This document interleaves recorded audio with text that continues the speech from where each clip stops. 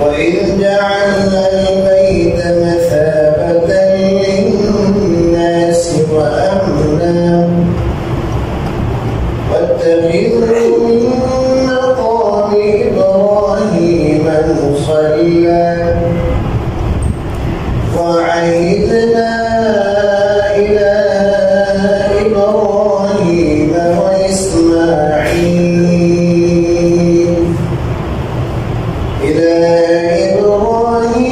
وإسماعيل أن طهرا بيتي للطائفين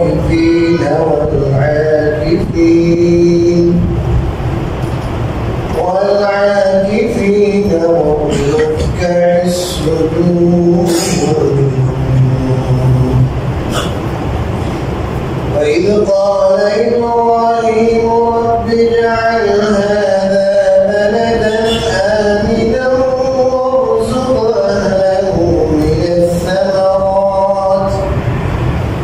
وارزق أهله من الثمرات من آمن منهم بالله واليوم الآخر قال ومن كفر فأمتعه قليلا ثم أضطره إلى عذاب النار وبئس المصير.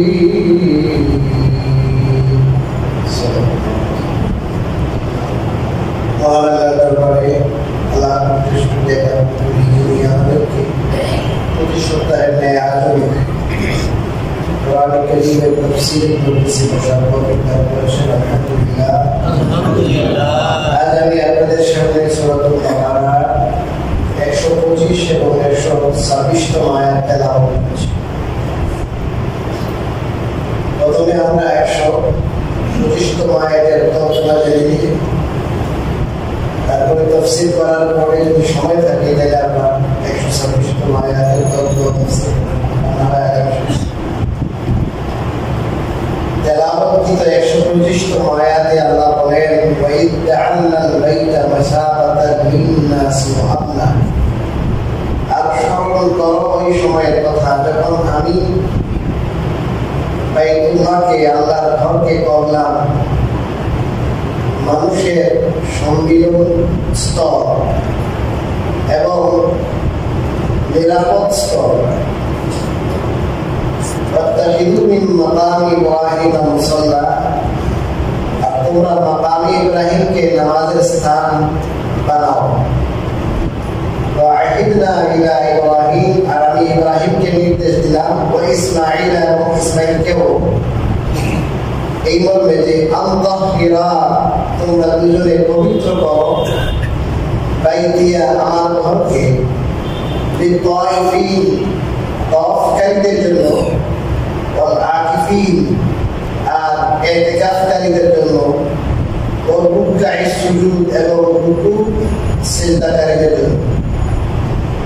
এই আয়াতে আল্লাহ রাব্বুল আলামিন হযরত ইব্রাহিম আর ইসমাঈল আলাইহিস সালামের আলোচনা আগে গেছে। ইব্রাহিম আলাইহিস সালামের বিশেষ করে আলোচনা আগে পরিষ্কার গিয়েছে। ইব্রাহিম আলাইহিস সালামের আলোচনা যেহেতু গিয়েছে সেই সুবাদে ইব্রাহিম আলাইহিস সালামকে আল্লাহ ঘর নির্মাণ করেছিলেন,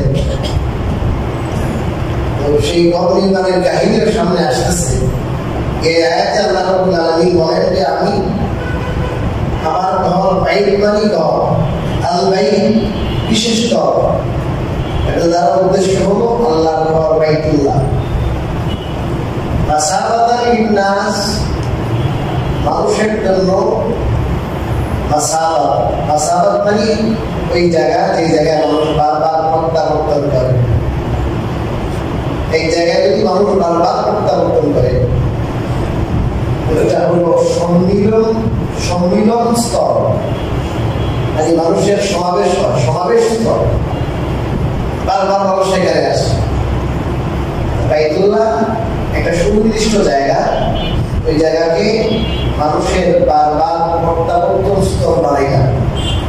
অর্থাৎ মানুষ যখন একবার যাবে, দুইবার যাবে, তিনবার যাবে, আবার মানুষের তৃপ্তি কি হয় না, আবারও কি করবে, বারবার মানুষ সেখানে কি করবে, প্রত্যাবর্তন করে ফিরে আসে।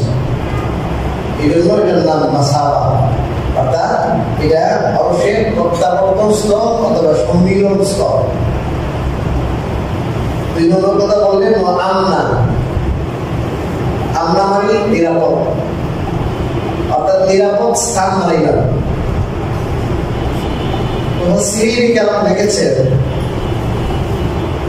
আল্লাহ রাব্বুল আলামিন তার ঘরের মধ্যে এমন একটা জিনিস রেখেছেন যে এই ঘরে মানুষ বারবার ফিরতে চায়। একটা কথা আছে উর্দুতে, दिल्ली का लड्डू जो खाया वो भी पछता है, जो नहीं खाया वो भी पछता है। এই লাড্ডু যে খাইছে সেও আফসোস করে, আর যে খাইল না সেও আফসোস করে। যারা কাবা শরীফে যান নাই, আল্লাহর ঘরে কি করে নাই, কোনো যান নাই, তাদের হৃদয়ে আকুতি, আল্লাহ জীবনে একবার হলো আপনার ঘরটা দেখা, দোয়া করে গেলাম। যারা আমরা গিয়েছি আমাদের মনে আকুতি কম না, কারণ এই যাওয়ার মজা কি, তার মজাটা অনুভব করছে।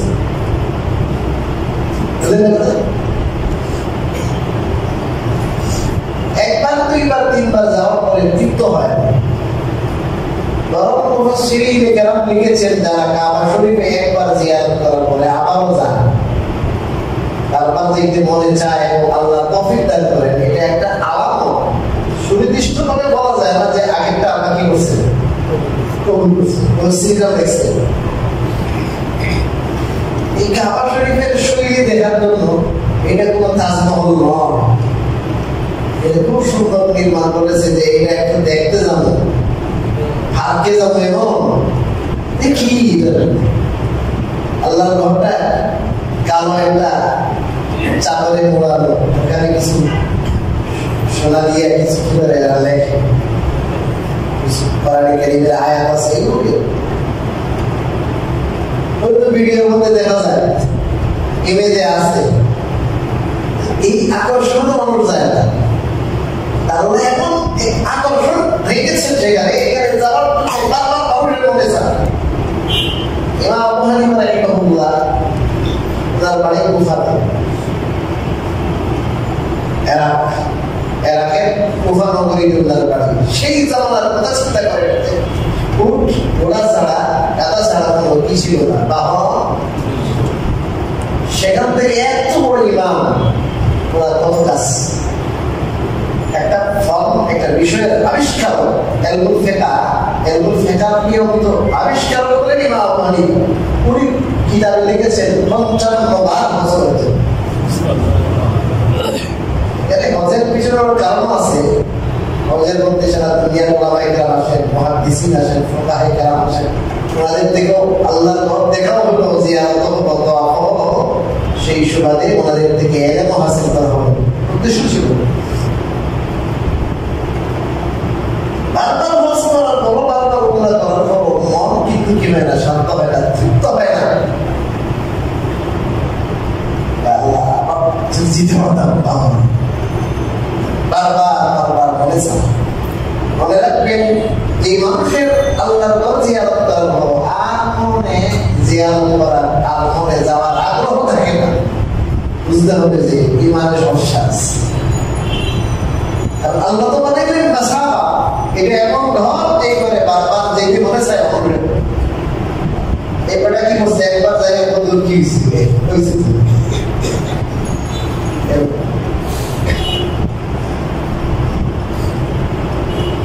চিন্তা করেন।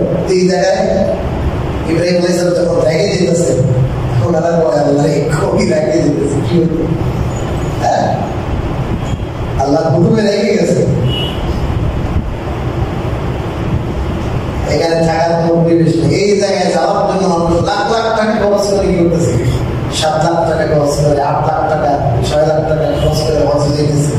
তত মানুষ ঘরেও আগে করে সবকিছু কি খাইছে, কি সমস্যা, এরপর দিতাম জায়গায় আল্লাহ রাস্তায় মরি দিতে পারবে, হজে দিতাম।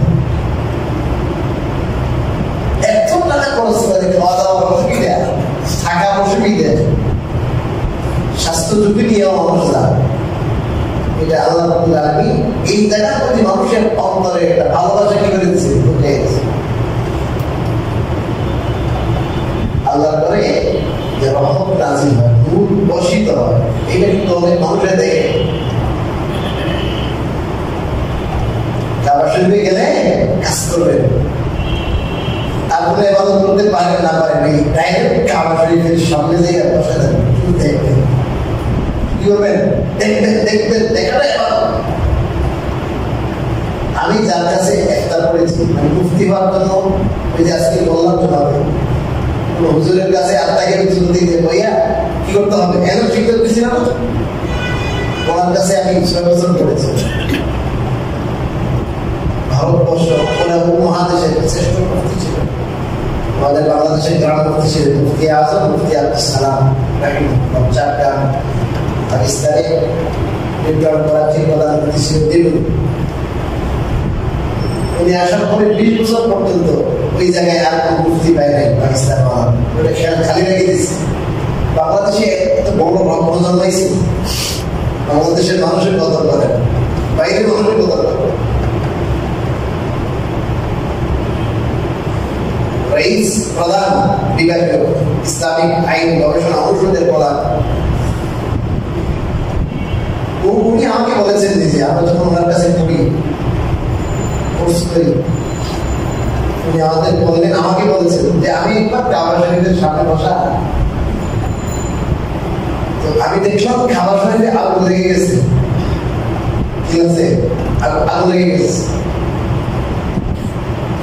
আগুনটার কালারটা হলো লাল নয়, কালার অনেকটা কিসের মতো, চন্দ্রের মধ্যে কালার আছে না, ওই কালার মতো, কিন্তু আগুন মনে হইতেছে। কি লাগছে? আগুন লাগছে। প্রিন্সিপাল পারপারসন ছিলেন ওনার পাশে, সম্ভবত বাংলা আব্দুল রাজ্জাক ইস্কান্দার ডক্টর। উনি বলছেন যে হযরত আপনি কি দেখেন আগুন লেগে গেছে কাবা শরীফে? উনি বললেন না, মুঝে তো নজর नहीं आ रहा है। आप तो देखिए तो नहीं, तो मुझे तो नजर आ रहा है कि आग जल रही है, काबा में आग लग गई है कि नहीं, कैसे आग लगे गई। বোঝা বলা মানুষ, বোঝা বলা বুঝেনি, মানে সহজ সরল মানুষ, মনের মধ্যে একটা আসছে, পেয়ে দিচ্ছে। আমি তো বুঝে গেছি ঘটনা দেখে, হুজুরটা খেয়াল করে নাই। আল্লাহ যে নূর এখানে বর্ষিত হয়, হাদিসের মধ্যে আছে, ওইটা সর্বোচ্চকে দেখা যায় না, কিন্তু কারো আধ্যাত্মিকতা যদি এত বেশি হয় যে উৎকর্ষ সাধন করতে করতে তার অন্তরের মধ্যে সেই নূরটা যদি জলে ওঠে, তখন এই অন্তরের নূরটা অনেক সময় চোখে উঠি। আর এই এরকম চোখ যদি কার হয়, সে দেখতে পারবে যে কাবা শরীফে কি দিতেছে, আল্লাহ সেই নূর বর্ষণ করেছে। এই পরিমাণ নূর মনে হয় যে কি ধরবে, আগুন লেগে গেছে। এই ধরনের মানুষ বাংলায় জন্মাইছে। কাবা শরীফে বারবার যাবে, এটা মনে করবেন না যে গেছিতে কত বার হবে। আর কি, আমি যখন 11 বার উমরায় যাই তখন কয় না, তার মানে কথার ফাঁকে ঢুকে গেছে, 11 বার কি করছে, উমরা করছে। আমার ৫ম হজের সময় এইভাবে বলা দরকার। আপনি কতবার বলেছেন কে জানে, আল্লাহ জানে। মানুষকে বলা দরকার। এরপরে আল্লাহ বলেন মাযাবাতাল লিন্নাসি ওয়া আমনা। আচ্ছা, আর কি বলা যদি এটা এই আয়াতের সাথে সংশ্লিষ্ট না, তারপর মায়া আসছে বলে দেখি। যেহেতু আল্লাহ বলেছেন বারবার প্রত্যাবর্তন, এই হিসাবে বলতেছে। ইব্রাহিম আলাইহিস সালামকে আল্লাহ যখন কাবা নির্মাণ করা শেষ হইল, কাজে আপনি ডাকেন, ঘোষণা করেন আল্লাহ মানুষ আছে কি শুনবে নি, আপনি ঘোষণা করেন, ঘোষণা করছে وأذن في الناس بالحج يأتوك رجالا وعلى كل ضامر يأتين من كل فج عميق। মানুষকে ডাক্তার এলান করে, দূর দূরান্ত থেকে মানুষ হেঁটে আসবে, বাহনে আসবে, আওয়াজ দিয়েছে ভাড়া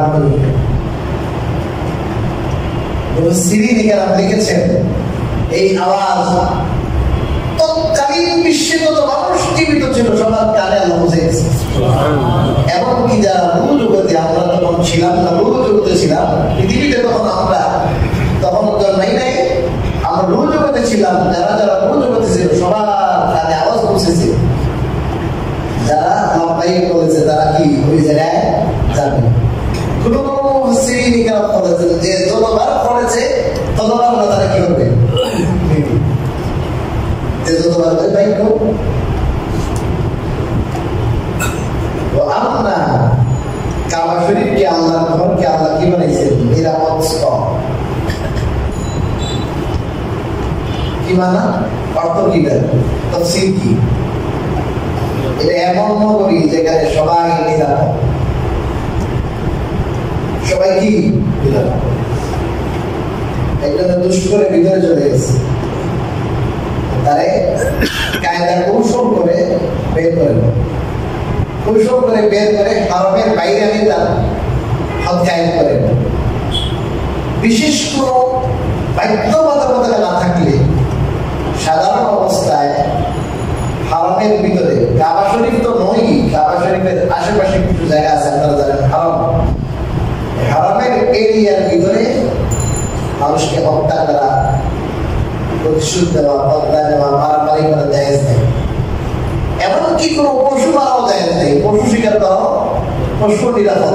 এমনকি কোনো ঘাস, গাছ গাছ এগুলো কাটাও কিনে যায়, কথা বুঝতে পারছেন?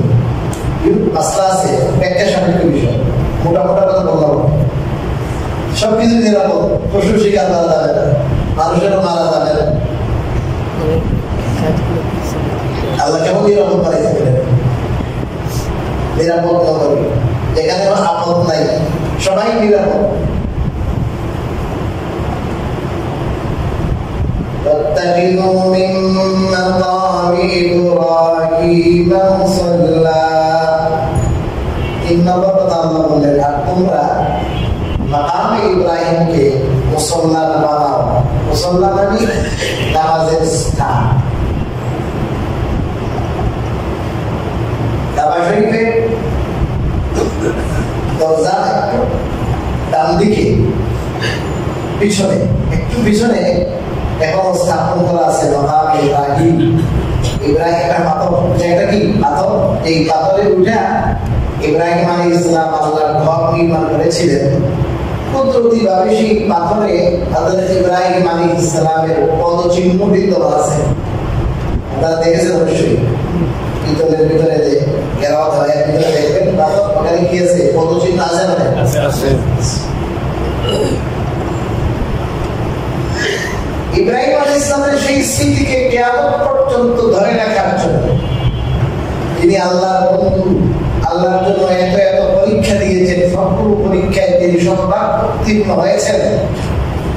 সারা দুনিয়ার সমস্ত মানুষ যেন ইব্রাহিম আলাইহিস সালামের এই সমস্ত কুরবানি থেকে শিক্ষা নেয়, আল্লাহর পথ থেকে শিখে আল্লাহর বন্ধুত্ব যেন তারাও স্থাপন করতে পারে।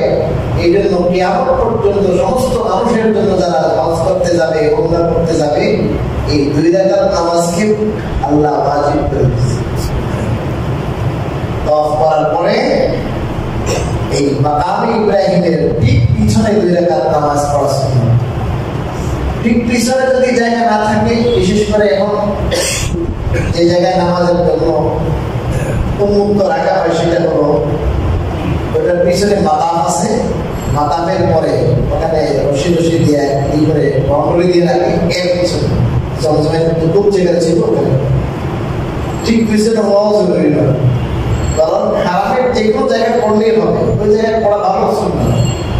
এমনকি হারামের যদি পড়ার কোনো সমস্যা থাকে ওই সময় মাকরুহ, আর এই সময় কোথাও চলে যেতে হবে, জায়গাটা সময় নাই, তাহলে বাইরে পড়লে হবে। হযরত ওমর রাদিয়াল্লাহু তাআলা যুতওয়া নামক জায়গায় পড়েছিলেন, কাবা শরীফের বাইরে যেয়ে পড়েছেন। সুন্নাত হলো মাকামে ইব্রাহিমকে সামনে রেখে ঠিক পিছনে পড়া, আর যদি ভিড় থাকে, জায়গা না থাকে, এদিক ওদিক করে পড়লেও হবে। বাকি মাকামে ইব্রাহিম যদি আপনি দেখতে পান, আপনার চোখে কাবা শরীফ দেখতে পান, এটা বেশি বেটার। ওই সময় আপনি আপনি মুখ দিয়ে বলবেন মুত্তাকিউন মিন মাকামি ইব্রাহিম মুসাল্লা, এটা বলাও সুন্নাত। রাসূলুল্লাহ সাল্লাল্লাহু আলাইহি ওয়াসাল্লাম এই আয়াতের উপর আমল করতে যাইয়া তাওয়াফ শেষ করে 2 রাকাত নামাজ পড়লেন এবং এই আয়াত কি করেছিলেন? তেলাওয়াত করেছিলেন। وعهدنا إلى إبراهيم وإسماعيل أن طهرا بيتي للطائفين।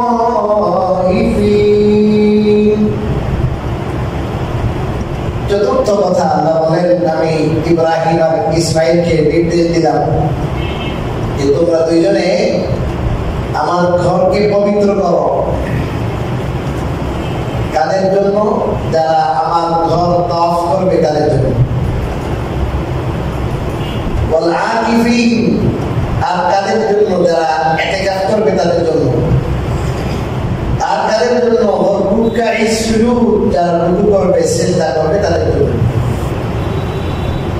আল্লাহ রাব্বুল আলামিন আল্লাহর ঘরকে কি করতে বলেছে? পরিষ্কার করতে বলেছে, পবিত্র করতে বলেছে।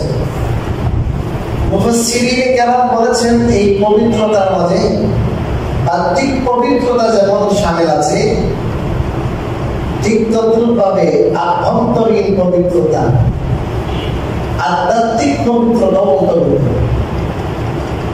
আল্লাহর ঘরে যারা যাবে এদের অন্তরে হিংসা থাকবে না, এদের অন্তরে বিদ্বেষ থাকবে না, এদের অন্তর সমস্ত অপবিত্রতা থেকে, শিরক থেকে, রিয়া থেকে, লোক দেখানো, লৌকিকতা থেকে, কিবির থেকে, যত ধরনের আধ্যাত্মিক কি আছে, অপবিত্রতা আছে, এই সমস্ত অপবিত্রতা থেকে, পাপপঙ্কিলতা থেকে মুক্ত হবে। যারা কোথায় যাবে? আল্লাহর ঘরে। আল্লাহর ঘরে গেছে সব, তার ভিতরটা নাপাক, আল্লাহর পছন্দ নয়।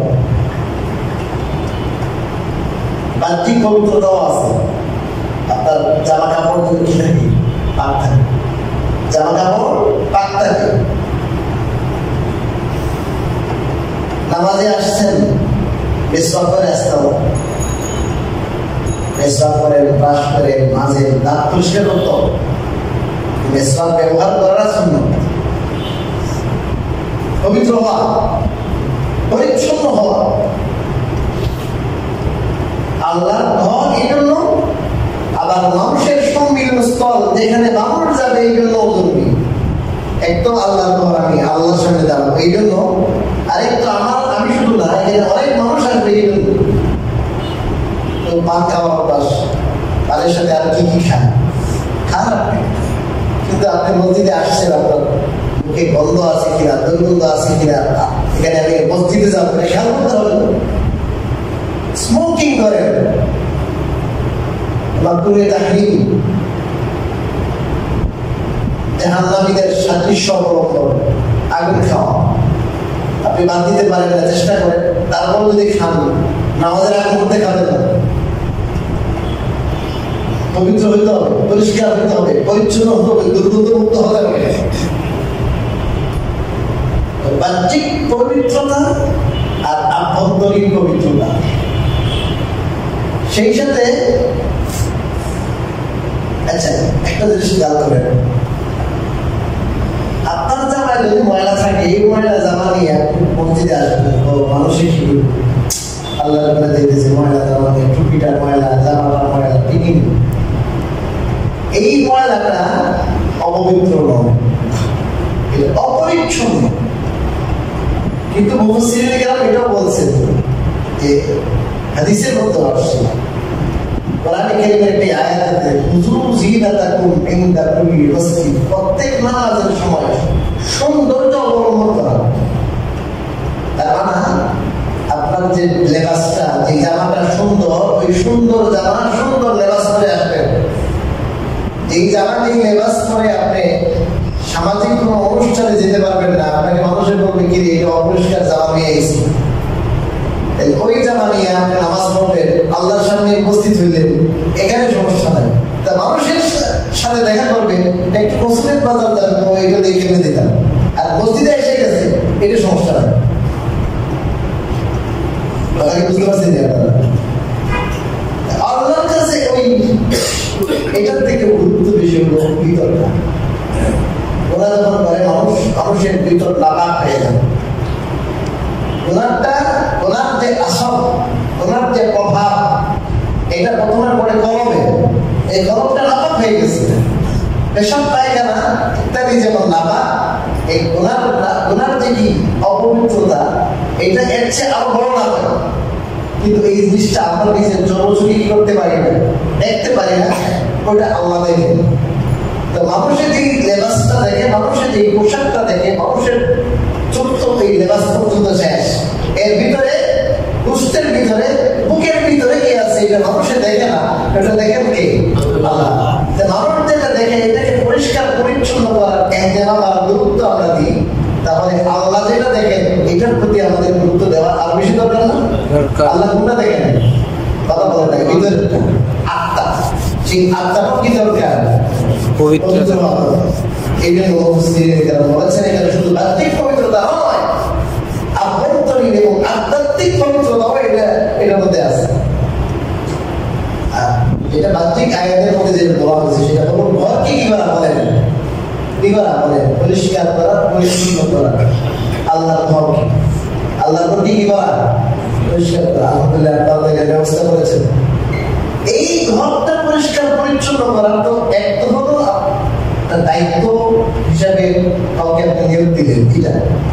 আরেকটা হলো প্রত্যেক মুসলমান, প্রত্যেক নামাজি উনি চিন্তা করবে যে আমি যদি আল্লাহর ঘরটা কি করতে পারি, পরিষ্কার করতে পারি। আল্লাহর ঘর পরিষ্কার করার জন্য তো আল্লাহ তার খলিলের পুত্র কবির নবী ইসরাইলকে কি করেছেন, নির্দেশ দিয়েছেন। আমি যদি আল্লাহর ঘর ঝাড়ু দিই, আমার প্রেস্টিজের কি হবে না, লস হবে না? এবং ইব্রাহিম আলাইহিস সালাম যদি আল্লাহর ঘর ঝাড়ু দিতে পারে, আল্লাহর ঘর পরিষ্কার করার কাজ করতে পারে, ইব্রাহিম আর ইসমাইল আলাইহিস সালাম যদি করতে পারে, আমি কি, আমি পারবো না কেন? সহিহ বুখারীতে হাদিস, আল্লাহ মসজিদে নববী ঝাড়ু দিতে বুড়ি মহিলা, বৃদ্ধা, একবারে। তো উনি মারা গেছেন, রাসূলুল্লাহ সাল্লাল্লাহু আলাইহি ওয়াসাল্লাম কে সাহাবায়ে মনে করলেন এটা ওনাকে কষ্ট দেওয়া কিভাবে মুনাসিব। আর রাসূল সাল্লাল্লাহু আলাইহি একটা গিয়েছিল নির্দেশনা আছে যে কেউ মারা গেলে দ্রুত কি করা, কথা বলে দ্রুত জানাজা দ্রুত দাফনের। আমাদের আছে না এই অমুক জায়গা থেকে আইন, তার জন্য একদিন 24 ঘন্টা 18 ঘন্টা 20 ঘন্টা কি করে ওয়েট করি না, হুজুরের নির্দেশ ছিল দ্রুত। চিন্তা করবেন রাসূল সাল্লাল্লাহু আলাইহি ওয়াসাল্লামকে এই মুহূর্তে কষ্ট দেওয়া ঠিক হবে না। আমরা সবাই মিলে কি করি, সাধারণত জানাজা দিয়ে কি দিতেছি। রাসূলুল্লাহ সাল্লাল্লাহু আলাইহি ওয়াসাল্লাম মসজিদে নববীতে আসলেন, ওই বৃদ্ধা মহিলাকে দেখেন না, জিজ্ঞাসা করলেন আজকে ওই বৃদ্ধা মহিলা এই মসজিদে নববীতে ঝাড়ু দিত কোথায়, আমি তো তাকে দেখছি না, হইল কি তার? তখন তারা ঘটনা বললেন, এই তো মারা গিয়েছেন, আর আমরা কতিপয় সাহাবী তাকে দাফন করে দিয়েছি যারা নামাজ পড়ে। রাসূলুল্লাহ সাল্লাল্লাহু আলাইহি ওয়াসাল্লাম বললেন, তোমরা আমাকে বলো না কেন, এটা আল্লাহর ঘরকে ঝাড়ু দিত। দুলুনি আলা কবরিহা, এই মহিলার কবর কোথায় আমাকে বলো। রাসূলুল্লাহ সাল্লাল্লাহু আলাইহি ওয়াসাল্লাম নিজে যাই ওখানে জানাজা পড়েছেন। চিন্তা করতে পারছেন, আল্লাহর ঘরকে ঝাড়ু দেওয়ার কারণে তার মাকাম কোথায় গেছে। রাসূলুল্লাহ বলছেন আমি জানাজা পড়ি নাই, আমি নবী জীবিত থাকতে আমি তার জানাজা পড়ব। এমনি যতক্ষণ পর্যন্ত লাশ কবরের মধ্যে কি আছে, পচে নাই, গলে নাই, এখন যদি জানাজা দেওয়া না হয় তাহলে এই কবরে নামাজ পাওয়া যাবে। তো এটা একবারে টাটকা ছিল, তো আল্লাহ রাসূল পড়েন নাই ওনার জীবিত অবস্থায়, এই জন্য ওনার জন্য এটা সতর্ক মাসালা উনি করতে পারেন। অনেক বড় ফায়দা। আমরা ওটাকে চিন্তা করি খাদেম সাহেব এই পরিষ্কার করলেন নাকি, অনেক মসজিদে আছে এটা করেন নাকি, ওটা করেন নাকি। আরে ভাই আপনি পরিষ্কার করলে সমস্যা কি হবে? আর ঠিক আছে, এটা ওনার দায়িত্ব, উনি অবহেলা করলেন, এটা বোতল হিসাবে করতে পারেন। আপনি আসেন, আমি কিন্তু মনে করবেন না হুজুর মনে দেখছে, এরকম কিছু হয়নি, অনেক জায়গায় দেখেছি। আবার আপনার মানে ভুল বুঝতে হবে। আসে কি করে খাদেমকে, আসে আপনার মসজিদকে, এই ইমামকে পর্যন্ত ধরে অনেক জায়গায়। আরে আপনি দেখেন না, আপনি জানতে কি হবে মসজিদের ক্ষেত্র। আজকে এমন হয়ে গেছে, কোনো জায়গায় যদি বলে আমি মসজিদের খাদেম সাহেব, আপনি খাদেম নিয়ে দেয় কিছু নাই, একটা ছুটে তুলে দেওয়া হয়। এটা অনেক বড় খেদমত, যে খেদমত করেছেন কে? কথা বলে না ইব্রাহিম ইসলাম করেছেন, যে খেদমত করেছেন ইসমাঈল আলাইহিস সালাম। এটা অনেক বড় খেদমত। আল্লাহ যদি খেলা করে যথেষ্ট। কাদের জন্য করতেছে? যারা নামাজ পড়বে তাদের জন্য, যারা রুকু করবে তাদের জন্য, যারা সিজদা করবে তাদের জন্য পবিত্র করতেছেন, ঝাড়ু দিচ্ছেন আল্লাহর ইবাদতের জন্য। এটা অনেক বড় জিনিস। এখানে আল্লাহর ইবাদত হবে, এখানে সিজদা হবে। পৃথিবীর মধ্যে সর্বোত্তম কাজ হলো নামাজ। সেই নামাজ পড়বে, এখানে অনেক বড় জিনিস। এটাকে সুরসুরি দেখার কোনো কি নেই। মাঝে মাঝে হাতে ধোপা দিবেন, খাওয়াইবেন। কি জন্য খাওয়াইবেন? আল্লাহর ঘরের খাদ্য, আল্লাহর ঘরের খেদমত করবেন আপনি। এই নিয়তে আরে তাকে যে মানুষ কি করতেছেন এর অবস্থা কি অবস্থা নিবে না। আপনি চিন্তা করবেন ইনি আল্লাহর ঘরের খেদমত করেন, জানু দেন, এই জন্য আমি খাওয়াইতেছি। আল্লাহ কি দেখবেন? এই যে সম্পর্ক রিলেশন হলো কিসের? আল্লাহ। কথা বুঝেন না? উদ্দেশ্য হলো এই ব্যক্তিকে না, এই উদ্দেশ্য হলো এই ব্যক্তি আল্লাহর বান্দা, এবং এমন আল্লাহর বান্দা যে আল্লাহর বান্দা নামাজীদের জন্য কি করে? মসজিদ ঝাড়ু দিয়ে পরিষ্কার করে। অনেক বড় কাজ, অনেক বড় কাজ। এই জন্য আমরা মসজিদ ঝাড়ু দেওয়া, মসজিদের খেদমত করা, কোথাও একটা সমস্যা হয়েছে, কোথাও আমি এটাকে রিমুভ করবো, এটাকে আমি পরিষ্কার করে দেবো, এটা অনেক বড় কাজ। এটাকে নিজের প্রেস্টিজ লস হবে এটা মনে করবো না। মসজিদ ঝাড়ু দেওয়া এটুকু নয়। সহিহ বুখারীতে হাদিস আছে, রাসূলুল্লাহ সাল্লাল্লাহু আলাইহি ওয়াসাল্লাম ইন্তজাম করেছিলেন মসজিদ ঝাড়ু দিয়ে মসজিদ পরিষ্কার তো হবেই, সেই সাথে যেন মসজিদের মধ্যে খুশবু থাকে, ঘ্রাণ থাকে। হিন্দি কতগুলা আপনার আতর মানে কাঠ থেকে, কাঠের ভিতরে আগুন, এগুলো জ্বালাইয়ে দিলে পুরো মসজিদ কি হয়ে যাবে? সুবাসিত হয়ে যাবে না? ওগুলো সহিহ বুখারীতে আছে। রাসূলুল্লাহ সাল্লাল্লাহু আলাইহি ওয়াসাল্লাম এটার ইন্তজাম করেছিলেন এবং বলেছেন এটা করবার কথা, যেন মসজিদে আসার সাথে সাথে একটু সৌরভ ছড়ায়, ঘাম ছড়ায়, সুবাস ছড়ায়, সমস্ত মানুষের আপনার দিল দেমাগ তাজা হয়ে যায়। এখানে কোনো গন্ধ নাই। গরমের দিন জুলাই গরমে আসার পরে একটা বাষ্প কিরকম লাগে না? আল্লাহ রাব্বুল আলামিন আমাদেরকে এই কথাগুলো বোঝার করতে হবে। আমি